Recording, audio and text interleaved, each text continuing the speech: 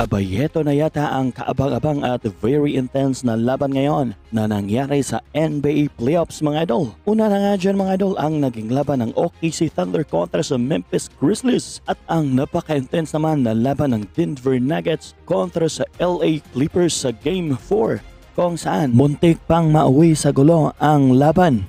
At muntikan pang matalo ang Denver Nuggets mga idol after ngang nahabol ng LA Clippers ang kanilang kalamangan na 22 points sa pag-uumpisa ng 4th quarter. Tara na't pag-usapan natin yan mga idol. Na-sweep na nga ng OKC Thunder ang Memphis Grizzlies sa naging laban nila sa Game 4 ng first round ng NBA playoffs. At sa naging laban nga nila mga idol sa 4th quarter, under 18.5 seconds na lang ang natetera. Abay, napaka-intense nga ng naging laban. Pero dahil nga sa ginawa ni SGA ay naselyuhan na nga nila ang kanilang pagkapanalo at napapis out na nga lang sa Grizzlies fans ang MVP candidate na si SGA mga idol. Posible naman din sanang umabot sa overtime ang naging laban dahil sa ginawa ni Desmond Bane na i-mentest ang free throw para sana sa possible offensive rebound. Pero bigo nga ang Memphis Grizzlies mga idol at na-sweep na nga ang Memphis Grizzlies sa mismong bahay pa nila mga idol. Natapos nga ang laban sa score na 117-115.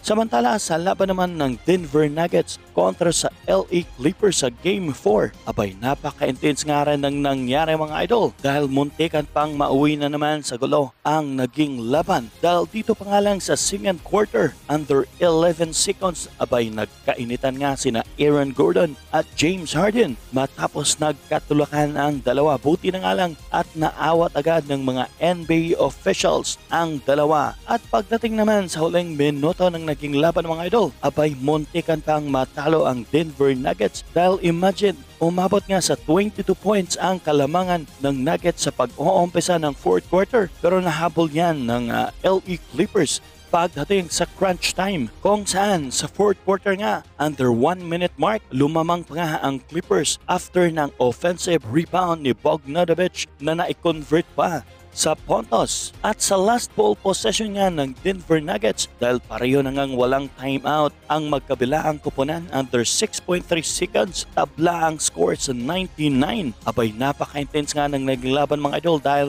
nagmintas nga ang tera na Nikola Jokic mula sa 3-point line. Pero lupit nga ng ginawa ni Aaron Gordon mga idol dahil nga sa kanyang ginawa ay naselyuhan na nga nila ang kanilang pagkapanalo at halos di nga makapaniwala ang buong crowd dahil halos wala na ngang oras ay counted pa nga ang ginawa ni Gordon after kumpirmahin ng mga NBA officials. Tabla na nga ang series mga idol sa 2-2 at pinangunahan nga ni Nikola Jokic ang Denver Nuggets na may double-double 36 points, 8 assists at 21 rebounds. Samantalang sa LA Clippers ay pinangunahan nga ni Kawhi Leonard na may 24 points, 2 assists at 9 rebounds.